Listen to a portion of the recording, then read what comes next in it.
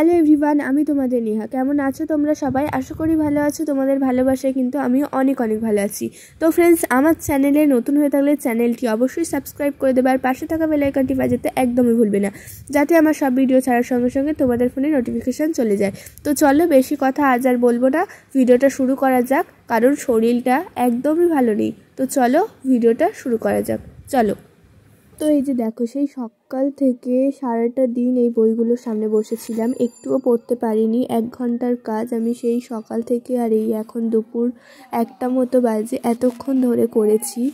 মানে একটুখানি শুধু লিখেছি। চুপচাপ এক জায়গায় বসে থেকে যেন শরীরটা আরও বেশি খারাপ লাগছিল, তাই জন্য উঠে বই খাতাগুলো গুছিয়ে নিচ্ছিলাম। বিকালে পড়া আছে, পড়তে যাব। শরীরটা খারাপ লাগলেও যাব, বাড়ির মধ্যে বসে বসে আর কি করব একা একা, তাই জন্য ব্যাগটা গুছিয়ে নিচ্ছিলাম আর সব বইগুলো গুছিয়ে নিচ্ছিলাম। তো বইগুলো আর টেবিলে রাখিনি, বিছানাতেই রেখেছি, কারণ আমি বিছানাতে পড়তে বেশি ভালোবাসি। আর ফের আবার এসে পড়তে বসবো, পড়তে থেকে আসবো সন্ধে হয়ে যাবে, তাই জন্য। আর এই যে দেখো, ওই টাকার ব্যাগটা নিচ্ছিলাম, কিছু কেনার ছিল পড়তে গিয়ে, তাই জন্য। আর এই মেহেন্দির কোণগুলো কিন্তু আমি একা একা বানিয়েছি বাড়িতে, তাই জন্য তোমাদের দেখাচ্ছি। আর এই যে দেখো, বিছানা পুরো গুছানো কমপ্লিট হয়ে গিয়েছে, আর বইগুলো এক ধারেই রেখে দিয়েছি। তো এবার বাইরে যাই, দেখি। সেই সকাল থেকে চুপটি করে বসে আছি, ঘুমও পাচ্ছে না যে ঘুমাবো।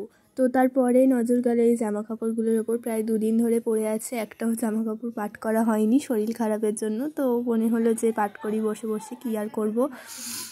মায়েরা মায়েদের রুমে ঘুমাচ্ছে, তো তারপরে বসে পড়েছি পাট করছে জামা কাপড়গুলো নিয়ে। আর এই যে জামাটা দেখছি, এটা কিন্তু অনলাইন থেকে কেনা, খুব কমফোর্টেবল একটা জামা, আর খুব কম দামেরই জামাটা। তো তোমরা যদি লিঙ্ক চাও তাহলে লিঙ্ক লিখে কমেন্ট করে যাও, আমি কোনো একটা ভিডিওতে লিঙ্ক দিয়ে দেবো। তারপরে এক এক করে জামা কাপড়গুলো পাট করে নিচ্ছিলাম। আর এই যে দেখো, আমি বলের মতো যে ওড়নাটা পরে আছি, সেম একটা চাদর। এই চাদরটা কিন্তু খুবই পাতলা, মানে খুব সুন্দর। এখন যেমন অল্প অল্প শীত পড়ছে, এখন পরলে কিন্তু এটা খুব সুন্দর একটা চাদর। তো এখন যেহেতু আমার শরীর খারাপ, তাই জন্য পরতেই হচ্ছে, এমনিতেই ঠান্ডা লাগছে।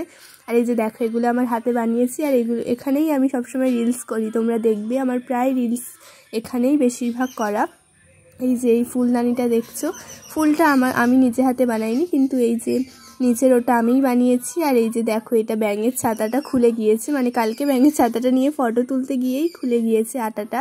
তো আটাটা লাগিয়ে গুছিয়ে ওখানে একটু পরিষ্কার করে দিচ্ছিলাম। আর এই যে দেখো, সবেই আটা লাগিয়েছি, একদমই কাঁচা। গুছিয়ে নেওয়ার পরে আমি বিছানাটা ভালোভাবে গুছিয়ে নিয়ে আরও একবার ভালোভাবে পরিষ্কার করে ঝাঁট দিয়ে নিচ্ছিলাম, বিছন ঝাড়ু দিয়ে। তো বিছনটা ঝাড়ার পরে বসেছিলাম, কি করব ভাবছিলাম। আর চোখ মুখ দেখেই বুঝতে পারছো কতটা শরীর খারাপ আমার। মানে তারপরে মায়ের রুমে চলে এলাম আর লাইট জ্বালালাম, মায়েরা সবাই ঘুমাচ্ছিল। আর এই যে এই রুমটা তোমরা অনেকেই চিনতে পারছো, এখানে রান্না বান্না হয়, আর বেশিরভাগ লং ভিডিও এই রুমেই হয়। আর এই যে দেখো, তারপর মায়েদের রুমেও একটা চেয়ারের মধ্যে এতগুলো জামা ছিল, এটা আজকের জামা, অন্য দিনের না। তো এই জামা, এই যে ব্ল্যাঙ্কেটগুলো দেখতে পাচ্ছ, এগুলো কিন্তু মানে শীত পড়ে গিয়েছে, বড় ব্ল্যাঙ্কেট মোটা ব্ল্যাঙ্কেট বার করা হয়ে গিয়েছে, তাই জন্য এগুলো তুলে দেওয়া হবে। তার সঙ্গে জামা কাপড়গুলোও মায়ের পাট করে দিচ্ছিলাম। দেখো, আমি এত তাড়াতাড়ি যে জামা কাপড় পাট করছি, এটা শুধু ভিডিওতেই, সত্যি কিন্তু নয়। তো সব কমপ্লিট হয়ে গিয়েছে, আর তারপরে আমি কিছুই খেতে ভালো লাগছে না, ভাতও খাইনি। তো তারপরে মনে হলো আমার সাইকেলটা একটু পরিষ্কার করি। আর এই যে দেখো, এই চুলোটাও কিন্তু সারিয়েছে, মানে চুলোয় রান্না হতো না, গ্যাসে রান্না হতো, আবারও রান্না হবে বলে চুলোটা মা গুছিয়েছে। আর বিকালে যেহেতু পড়তে যাব, তাই সাইকেলটার দিকে নজর গেল, আর মনে হলো একটু মুছি। সাইকেলটা প্রায় অনেক দিন যত্ন নেওয়া হয়নি, আর বিশ্বাস করো, সাইকেল ছাড়া আমি একদমই অচল। আমি সব সময় মানে সাইকেলের সঙ্গেই থাকি, মানে ব্যাপারটা হলো সাইকেলের সঙ্গে থাকি, মানে আমি সাইকেলের সঙ্গে ঘুমাই, ব্যাপারটা এমন না। মানে আমি পড়তে যাই, স্কুলে যাই, তো স্কুল করে পড়ে আসি, মানে বেশিরভাগ সময়টা বাইরে থাকি, তাই জন্য বলছি যে সবসময় সাইকেলের সঙ্গে থাকি। হঠাৎ কোনো দরকার পড়লে কারোর কথা না, এই বন্ধুটার কথাই মনে পড়ে, তো তাকে আজকে পরিষ্কার করতে চলে এসেছি। অনেকদিন যাবত আমার এই প্রিয় বন্ধুকে যত্ন নেওয়া হয়নি, তো তাই আজ ওর যত্ন নেব। এই যে আমি তেলটা এই ছোটো কোটোই ঢালতে গিয়ে পড়ে গিয়েছে অনেকটা তেল, তো তারপরে আমি মুছে নিচ্ছিলাম ভালোভাবে। তো এই যে ছোটো কোটোটার মানে ঢাকনাটা, ওর ঢাকনাটাই মানে সেই ডপের মতো করা ছিল, মানে নাটে তেল দেওয়ার জন্য ওটা করা। তো ভালোভাবে মুছে নিচ্ছিলাম, তারপরে সব নাটে তেল দিয়ে দেওয়ার পরে কাপড়টা দিয়ে আর তেল নিয়ে ভালোভাবে মুছছিলাম। সাইকেল মোছা তো আমার কমপ্লিট হয়ে গিয়েছে, আর আমার হাতের অবস্থাটা দেখো একদমই খারাপ হয়ে গিয়েছে, তাই জন্য হাতটা সাবান দিয়ে ধোয়ার জন্য বেসিনের কাছে এসেছি। আর এখানে দেখেছি জল শেষ, এখনও বেসিনের কাছে কল লাগানো হয়নি যেহেতু, তো তারপরে কলে চলে যাচ্ছিলাম জল আনার জন্য আর হাতটা ধোয়ার জন্য।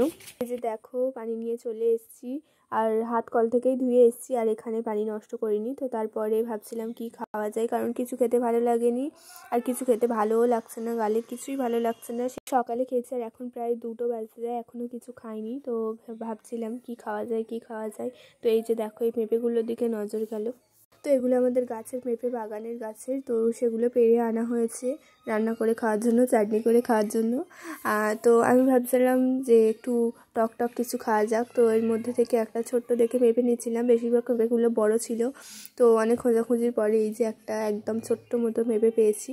তো এই পেঁপেটা নেব, নিয়ে চলো মাখা করি। এই পেঁপে মাখাটাই খাবো, ভাত খেতে একদমই ভালো লাগছে না, আর বাড়িতে কোনো খাবারও নেই। তলে পেঁপে তো নিয়েছি। তো তারপরে হাতটা ভালোভাবে ধুয়ে নিচ্ছিলাম, কারণ পেঁপের প্রচুর আটা হাতে লেগে গিয়েছিল, আর পেঁপের আটা হাতে লাগলে হাত কিন্তু চুলকায়। তো তারপরে আমি এখান থেকে তেঁতুল বার করে নিচ্ছিলাম, বাড়িতে তেঁতুল আছে। তো তেঁতুলটা বাটিতে নিয়ে জল দিয়ে ভিজিয়ে রেখে আমি ফ্রিজে শসা, টমেটো কিছু আছে কি দেখছিলাম। তো অনেক খোঁজাখুঁজির পরে টমেটো পেয়েছি, 2-3টে টমেটো ছিল। তো পেঁপে চাটনির সঙ্গে টমেটো দেবো খেতে। তো চলো দেখো কিভাবে বানাই পেঁপে মাখাটা। তো ভালোভাবে পেঁপেটাকে ছিলে নিচ্ছি। তো ফ্রেন্ডস দেখো ক্যামেরাটা এক জায়গায় রেখেছি, আর গ্রিলের ফাঁক দিয়ে সূর্যের আলো আসছে, তাই জন্য মুখ একদমই বোঝা যাচ্ছে না। এই যে দেখো বকবক করতে করতে পুরো পেঁপে ছেলেটা কমপ্লিট হয়ে গেছে। আর এই যে ছোট্ট ছোট্ট করে পেঁপেগুলো এইভাবে কেটে নিয়েছি, তার সঙ্গে টমেটো। তো এখানে দিয়েছি জিরে আর মরিচের গুঁড়ো, লঙ্কার গুঁড়ো আর নুন, আর এই যে তেঁতুল গুলে রেখেছিলাম ভিজিয়ে। তো সেটা ভালো করে একসঙ্গে করে মাখিয়ে নিচ্ছি। ভালোভাবে মাখিয়ে নিলেই আমাদের পেঁপে মাখা একদমই রেডি হয়ে যাবে। আমার পেঁপে মাখা কমপ্লিট, চলো এবার খাওয়া যাক। তো দারুণ হয়েছে পেঁপে মাখাটা খেতে। তো খেতে বেশ ভালোই লাগছিল, কিছু খেতে ইচ্ছে করছিল না পেঁপে। তো তারপরে পেঁপে মাখাটা খেয়ে মাকে একটু দিয়েছিলাম, আর এই যে দেখো কত সুন্দর। তো তারপরে মুখটা ভালোভাবে ধুয়ে নিচ্ছিলাম, কারণ এবার পড়তে যাওয়ার জন্য রেডি হয়ে যাব, আর 3টে বাজতে যাই। তো মুখটা ভালোভাবে ধুয়ে নিয়েছি। তো চলো এবার রেডি হই, চলো এবার আমার রুমে যাওয়া যাক। তো এই যে দেখো রেডি হয়ে গিয়েছি, এবার চুলটা বাঁধার পালা।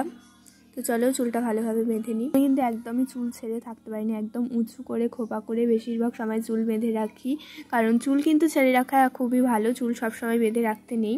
আমি কিন্তু বেশিরভাগ সময় বেঁধে রাখি, কারণ আমি ছাড়া চুলে একদমই থাকতে পারি না। তো এই যে দেখো এই লিপ বামটা ঠোঁটে লাগাবো বলে নিয়েছিলাম, তারপরে মা বললো যে আর একটু আছে খেয়ে নি ওটা।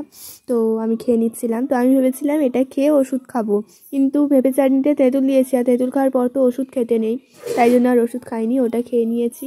তো ওটা খেয়ে বার হয়ে যাব পড়তে যাওয়ার জন্য, ওটা খাওয়ার পরেই লিপ বামটা লাগাবো। তো ফ্রেন্ডস আজকে ভিডিওটা এই পর্যন্ত। ভিডিওটা শেষ পর্যন্ত দেখার জন্য অনেক অনেক ধন্যবাদ। আর আমার আর 1 মাস পরে এক্সাম আছে, তো এখন লং ভিডিও বেশি দিতে পারবো না। আজকে ভিডিওটা এই পর্যন্ত। লাইক কমেন্ট শেয়ার করে দিও, সাবস্ক্রাইব করতে একদমই ভুলবো না। দেখা হচ্ছে নেক্সট কোনো ব্লগে। টাটা বাই বাই, সবাই অনেক ভালো থাকবে, অনেক সুস্থ থাকবে।